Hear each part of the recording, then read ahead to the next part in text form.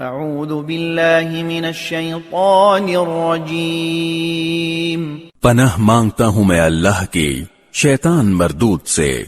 وَلَوْ بَسَطَ اللَّهُ الرِّزْقَ لِعِبَادِهِ لَبَغَوْا فِي الْأَرْضِ وَلَكِنْ يُنَزِّلُ بِقَدَرٍ مَا يَشَاءُ إِنَّهُ بِعِبَادِهِ خَبِيرٌ بصیر۔